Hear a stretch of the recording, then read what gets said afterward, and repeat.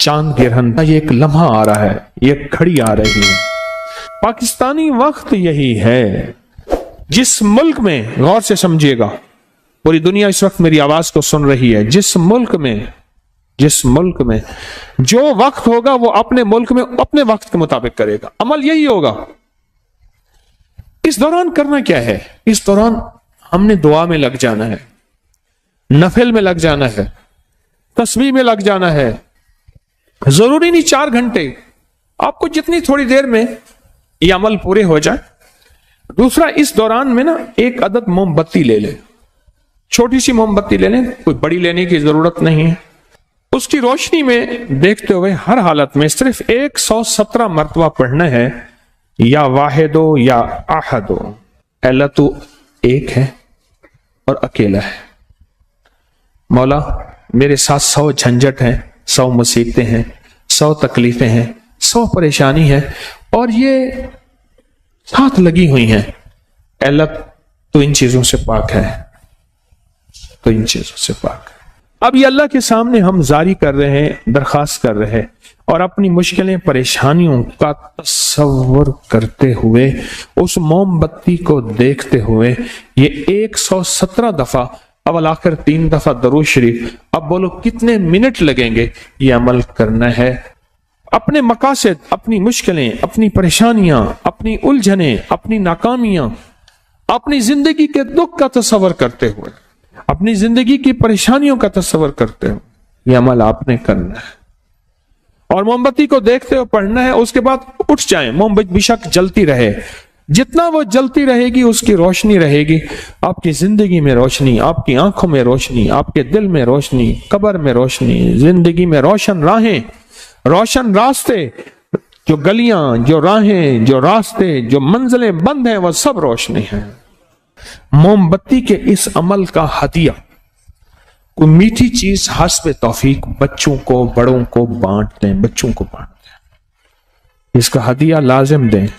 ایک دوسرا عمل ہے، وہ یہ عمل ہے کہ چاند گرہن کے دوران آپ نے ایک بوتل میں پانی لے لینا ہے، بوتل میں نا پانی لینا ہے، اور پانی سامنے رکھ کے، بوتل سامنے رکھ کے آپ نے 17 بار پڑھنا ہے، 17 بار فلک اور 17 بار ناس، بس یہ عمل ہے۔ کیونکہ حضور سرور کونین صلی اللہ تعالی علیہ وسلم پہ آخری وار جو ہوا تھا، حضور کو قائل کرنے کا جو آخری وار ہوا تھا، اللہ کی طرف سے 2 فرشتے آئے، انہوں نے یہ عمل باقاعدہ بتایا، سکھایا، اور وہی آئی سورت فلک اور ناس کی۔ اب یہ جو فلک اور ناس جو اتری تھیں، آج بھی قیامت تک کوئی بندہ ایسا ہے جو زندگی کی بندشوں، پریشانیوں، ناکامیوں، مشکلات، مسائل، الجھنوں میں مبتلا ہے، آج بھی کوئی بندہ، اور وہ کہتا ہے میری زندگی تلخ ہو گئی ہے، اس سے کہیں ابھی ایک ساتھ آنے والی ہے، چاند گرہن کی ایک بوتل سامنے رکھے، اس میں پانی رکھے، اور کیا پڑھے؟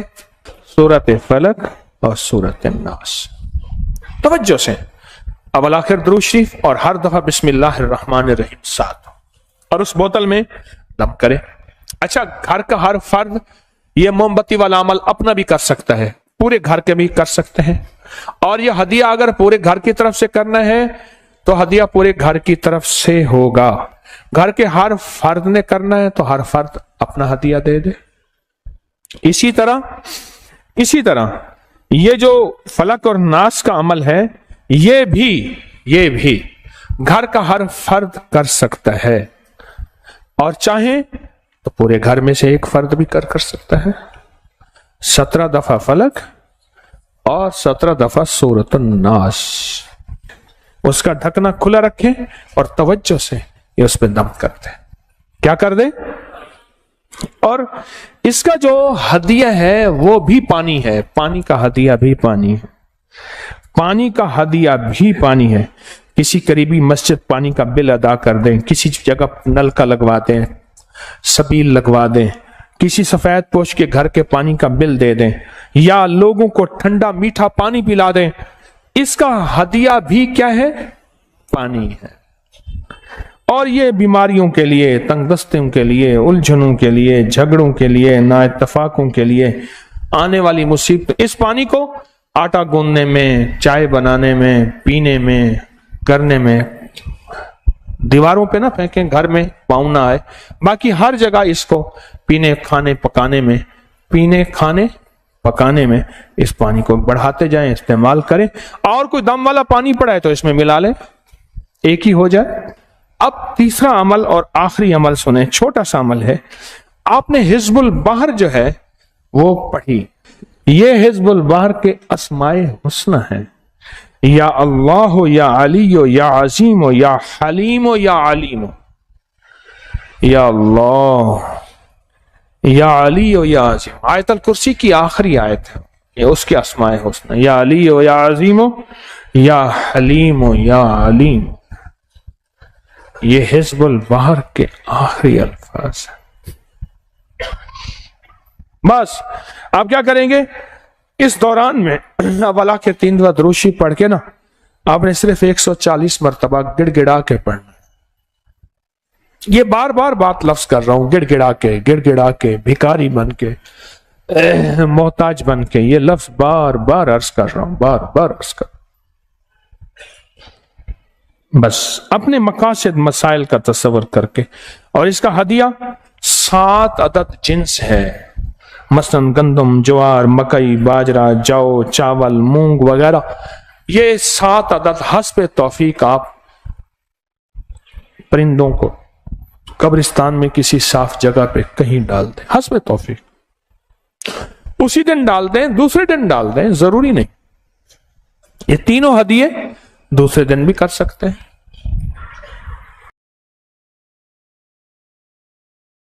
اس ویڈیو کو لائک اور شیئر کریں، اب کریے یوٹیوب چینل کو سبسکرائب کریں اور روزانہ زیادہ سے زیادہ سبسکرائب کروائیں۔ آپ دوسروں کے لیے صدقہ جاریہ بنیں گے، اللہ پہلے آپ کے دکھ ٹالے گا۔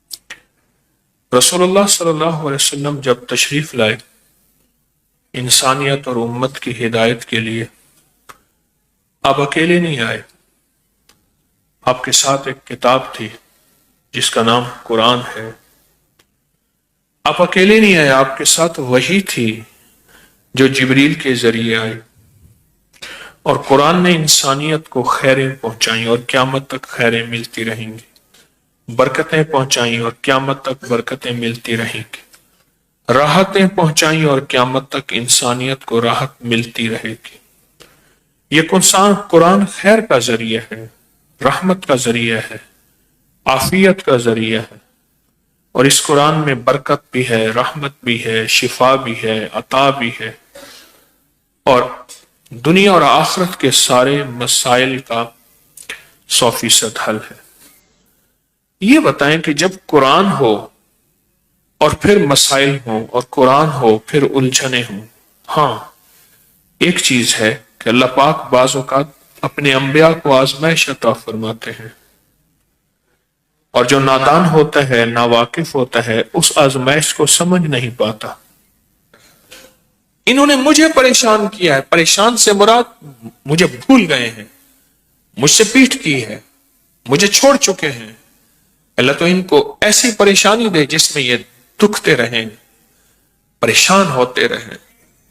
بد دعائیں دیتا ہے قرآن۔ امام احمد بن حنبل رحمۃ اللہ علیہ نے اللہ کی خواب میں زیارت کی، اللہ کو خود دیکھا، خود رب کو دیکھا۔ وہ امام احمد بن حنبل ہیں جن کو زنجیروں سے باندھ کے گھسیٹا جا رہا، جن پہ کوڑے مارے جا رہے، جو روح کی دنیا سے، ولایات کی دنیا سے ناواقف ہیں، وہ تو کہیں گے کہ امام احمد بن حنبل یہاں وظیفے کرتے، تسبیحاں کرتے، پر نہیں، رب کا کوئی ایک اور نظام بھی ہے جو تیری سمجھ سے بالاتا ہے۔ امام احمد بن حنبل رحمۃ اللہ علیہ اللہ کو خواب میں دیکھا۔ اللہ پوچھا، یا اللہ تیرا قرب، تیری دوستی، تیرا تعلق کیسے نصیب ہو؟ میں تیرا یار بن جاؤں، یار رہے یا رب تو میرا، اور میں تیرا یار رہوں، ہر وقت ذکر و فکر میں تیرے مست رہوں، سرشار ہوں۔ یا اللہ تیرا قرب کیسے نصیب؟ اور میں احمد قرآن پڑھنے سے، قرآن سے कुरान से। तो पूछा या अल्लाह कि ये कुरान देख के, समझ के, नहीं समझ के या बगैर समझे? फरमाया जैसे पढ़, कुरान जितना पढ़ता जाएगा मेरी दोस्ती, मेरा ताल्लुक, विलायत के दर्जे मिलते चले जाएंगे।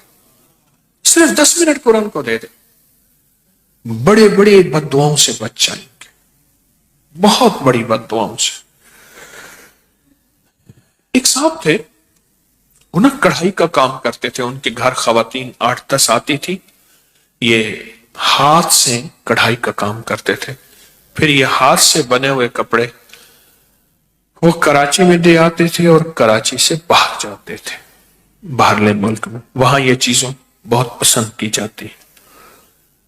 तो एक दफा कहने लगे कि हमारे घर में हालात बहुत सख्त हैं, कोई दुआ फरमा दे। मैंने एक दुआ कर दी। फिर कुछ अर्से के बाद कहा कि हालात हमारा साथ नहीं दे रहे, आप दुआ फरमा दें। तो मैंने इस तरह आते रहे और मुझसे अपने हालात, कर्जे, बीमारियां, मुश्किलात, राहें बंद, रास्ते बंद, नाकामियां, ये सब बयान करते रहे। एक दफा मैंने कहने लगे, मैंने कहा घर चलो। मुझे हर दफा कहते थे घर चल के अगर दुआ फरमा दें, अगर दुआ फरमा दें, घर चलो। तो मुझे घर ले गए।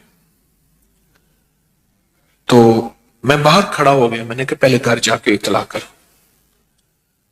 तो जल्दी जल्दी में उन्होंने कोई घर को समेटा, मैं घर गया।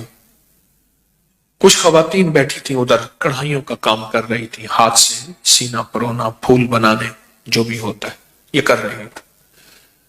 और घर में एक वीरानी थी और घर में एक वहशत थी, और एहसास हो रहा था कि शायद ये घर वालों को रोटी कैसे मिलती है, इनकी गुर्बत और फक्र और तंगदस्ती कैसे, खाना कैसे मिलता, खाना कैसे मिलता।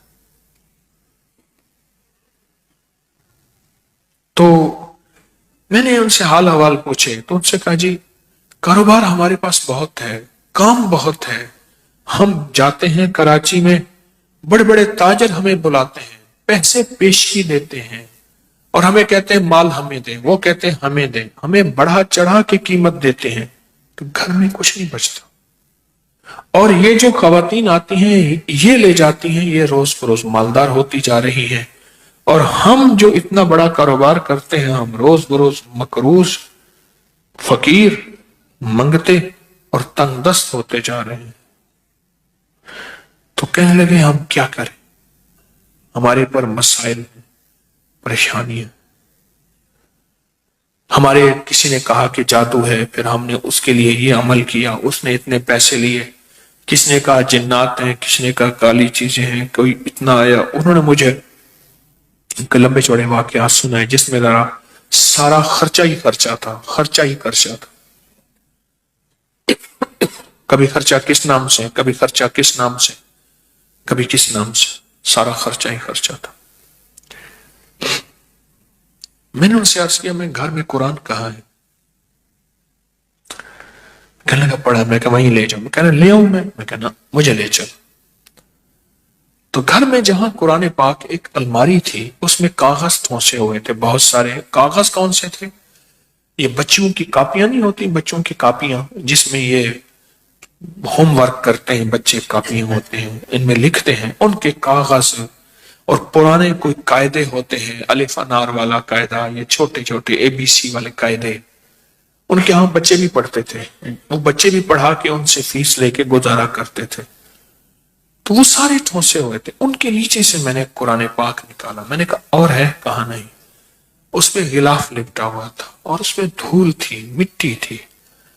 मैंने निकाला कुरान पाक और मैंने कहा मैंने आपके तावीज निकाल दी। अच्छा, मैं कहा आपको मैं दिखाता हूं जो तावीज आपके थे, जिसकी वजह से आपके घर में बर्बादी, परेशानी, कर्जे, मसाइल, मुश्किलात, मैंने निकाल दी।